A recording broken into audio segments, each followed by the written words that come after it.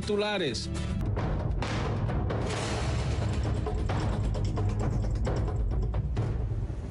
El presidente de Nicaragua, Daniel Ortega, le dio una entrevista a la cadena Fox. No acostumbra a dar las entrevistas, pero en esta oportunidad escogió a un medio en inglés en Estados Unidos y a una cadena que por lo menos tiene entre su audiencia al presidente de los Estados Unidos. Veamos algunas de las declaraciones del presidente Ortega sobre lo que ocurre en su país.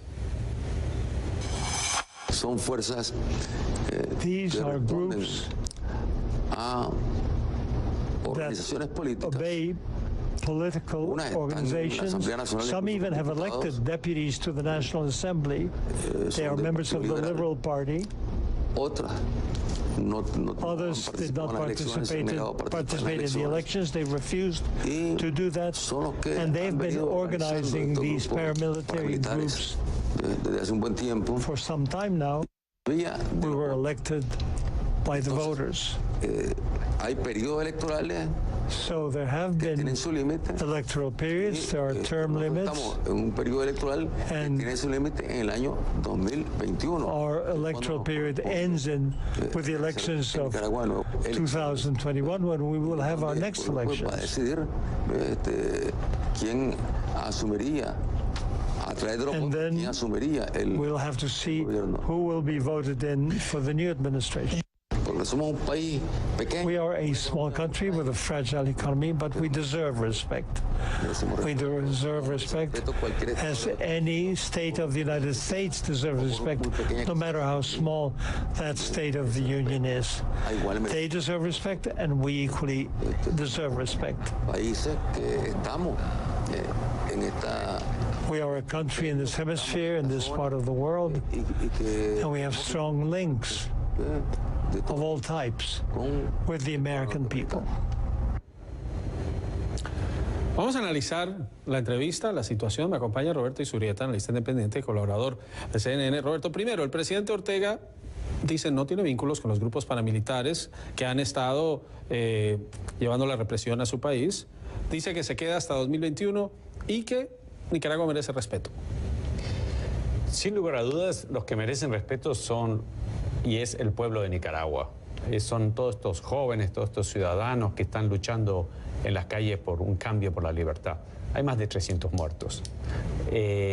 Cada una de esas responsabilidades deben determinarse por un sistema independiente y claramente el presidente no es parte de ese sistema independiente. Entonces su entrevista es una audacia, un atrevimiento y un insulto. Sorprende dónde, cómo lo hace. Y que lo pueda hacer una cadena conservadora como Fox, que realmente, y hay que sacarlo, no solo Fox, sino muchas de las cadenas en Estados Unidos, incluida CNN, un poco y nada cubren de América Latina, solo en algunos aspectos puntuales. Entonces, sorprende que haya tenido el acceso. La pregunta es si el mensaje que le enviaba el presidente Trump va a tener algún efecto cuando el presidente está en otras prioridades.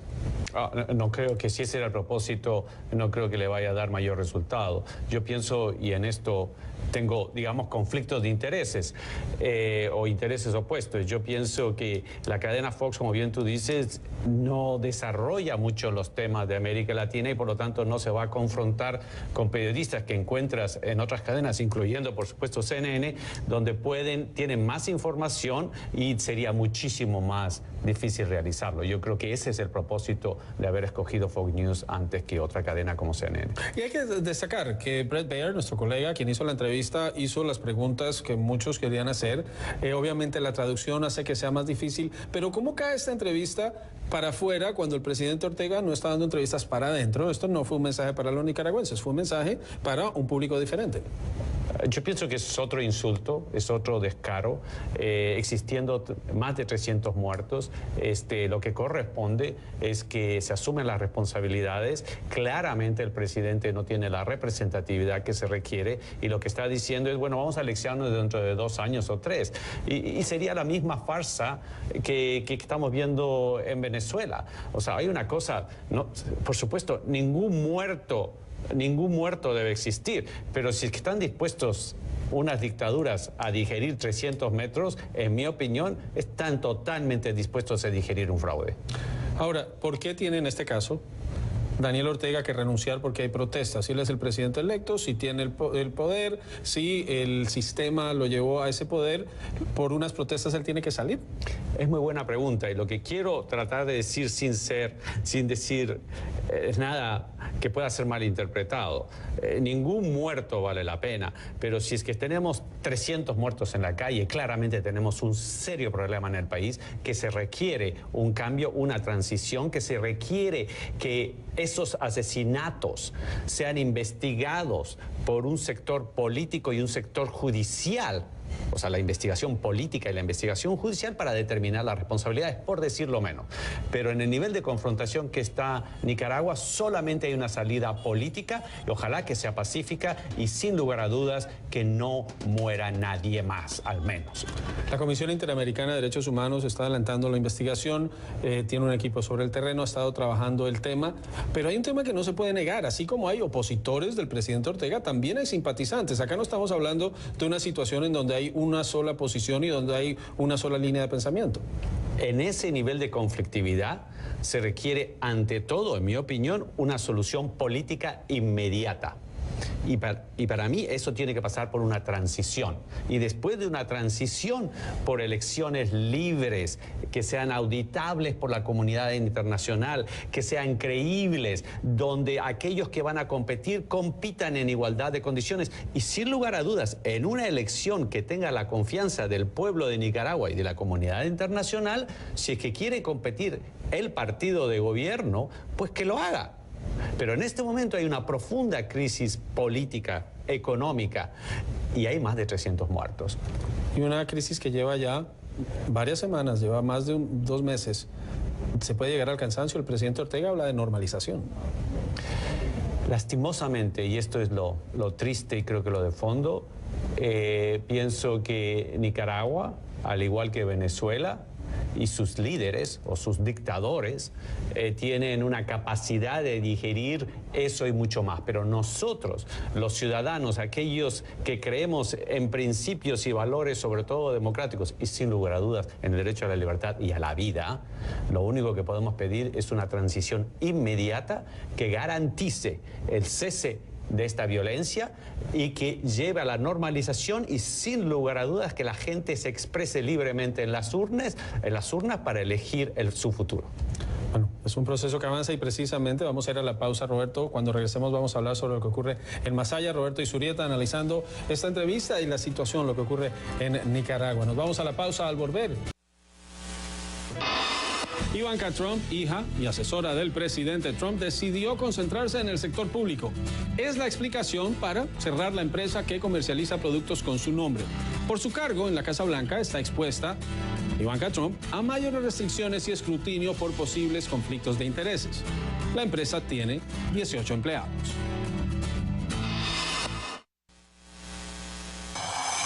But it's all working out. And just remember, pero todo está funcionando y solo recuerden, lo que ustedes están viendo y lo que ustedes están leyendo no es lo que está sucediendo. Tenemos que hacer que nuestro país sea realmente grandioso de nuevo. ¿Recuerdan? Hacer a Estados Unidos grandioso de nuevo. Y en 2 años y medio será mantener a Estados Unidos grandioso. ¿Oyeron bien? Según el presidente Trump, lo que ustedes ven y lo que leen no está sucediendo. ¿Habrá algún paralelo con el rey Luis XIV de Francia? Dijo, el Estado soy yo, y tenía el sol como escudo. Pero hablemos de otros temas. Nikki Haley, embajadora de Estados Unidos ante la ONU, se dirigió ante un grupo de estudiantes de secundaria, estudiantes conservadores de secundaria, y les dio un mensaje sobre cómo lograr sus objetivos sin insultar a sus rivales ideológicos. Escuchémosla. Real leadership is about persuasion. El verdadero liderazgo se trata de persuasión, se trata de movimiento y se trata de acercar a las personas a tu punto de vista. No gritándoles, sino mostrando por qué les conviene ver las cosas a tu manera. Hemos perdido ese tipo de liderazgo en estos días. Eso dijo la exgobernadora y ahora embajadora ante la ONU. Pero uno de sus colegas de gabinete, el secretario de Justicia Jeff Sessions, llevó un mensaje un poco diferente. Los adolescentes empezaron a repetir el cántico de campaña del presidente Trump sobre Hillary Clinton, que es repetir muchas veces, enciérrenla. Y por supuesto, Sessions, como el encargado de la justicia de Estados Unidos, acudió al decoro profesional para darle una lección a los jóvenes sobre el civismo.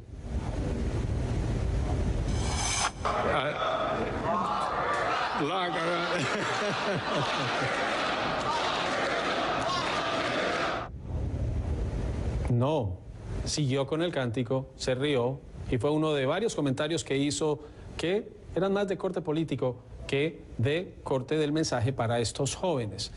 Eso sí, hay que tener en cuenta que Jeff Sessions ha recibido críticas muy fuertes de su jefe, el presidente Trump, y de pronto por eso no tuvo una reacción diferente. Cambiemos de tema. El presidente Trump se refirió en términos muy halagadores al presidente electo de México, Andrés Manuel López Obrador, quien le había escrito una carta sobre lo que espera o hacia dónde espera llevar las relaciones entre ambos países. Veamos el informe de Miguel Ángel Antoñanzas. Esta es la opinión del presidente Trump del que será el nuevo mandatario de México, Andrés Manuel López Obrador. El nuevo presidente es una persona fabulosa. Hablé largamente con él en una llamada. Hizo un buen trabajo y obtuvo un voto tremendo en México. Tienen mucha confianza en él. Hemos estado hablando con ellos de hacer algo muy espectacular, muy positivo para los dos países. Espectacular o no, el pasado domingo Manuel López Obrador ya expuso a Trump cuáles son sus planes en una carta personal. Lo hacía desde su casa de campaña y en boca del que será previsiblemente su secretario de Relaciones Exteriores. Propongo a usted, en primer lugar, hacer un esfuerzo por avanzar integralmente en las áreas sustantivas en las que está la esencia de la relación bilateral: el comercio, la migración, el desarrollo y la seguridad. Pero en plena polémica por el trato del gobierno de Trump a los inmigrantes centroamericanos y en especial la separación forzosa de más de 2.500 niños de sus padres, López Obrador dejaba claro un requerimiento. Todo ello con el absoluto respeto a los derechos humanos. La petición de López Obrador llega cuando diversas organizaciones de defensa de los derechos humanos han criticado a Trump por la política de tolerancia cero en la frontera y la separación de los niños de sus padres. Y cuando apenas el presidente ha cortado toda vinculación con el Consejo de Derechos Humanos de Naciones Unidas. Para evitar todo este sufrimiento, lo que propone López Obrador en esa carta es dedicar más recursos en el desarrollo de la región para lograr así que los mexicanos no tengan que emigrar por pobreza o violencia y que la inmigración sea optativa y no necesaria. Miguel Ángel Antoñanzas, CNN, Atlanta. Vamos hasta Managua con Mario Medrano y la noticia que les estábamos reportando sobre Masaya. Juan Carlos, te saludo con mucho gusto. Buenas tardes. Decíamos que a través del portal oficial El 19 Digital el gobierno celebraba la firma de acuerdos de paz con miembros de la comunidad indígena de Monimbó. Se supone que estas personas estaban detenidas desde los recientes conflictos registrados hace una semana, donde hubo una incursión justamente para tratar de limpiar las barricadas que permanecían en esa ciudad como una forma de protesta antigubernamental. A través de esa firma, estas personas que estaban detenidas, se desconoce exactamente el número, quedarán en libertad con el compromiso que no van a afectar la paz, la seguridad en Masaya y que tampoco van a obstruir las vías. En nuestra capital también continúa la preocupación de algunas madres de familia cuyos hijos se reportan como desaparecidos. No saben si están en cárceles, en morgues, en hospitales, hacen recorridos por diferentes puntos buscando cualquier tipo de información. Esta mañana conocimos la historia de una de ellas que llegó hasta el Centro Nicaragüense de Derechos Humanos para buscar apoyo en la búsqueda de su hijo. Escuchemos. No tenemos información de ningún tipo, ya son 43 días de desaparecido y nuestra angustia, nuestro dolor es que él no aparece por ningún lado. Solicito a las personas que me ayuden a encontrarlo porque es demasiado el tiempo que él se ha ausentado y que nosotros no sabemos absolutamente nada de él.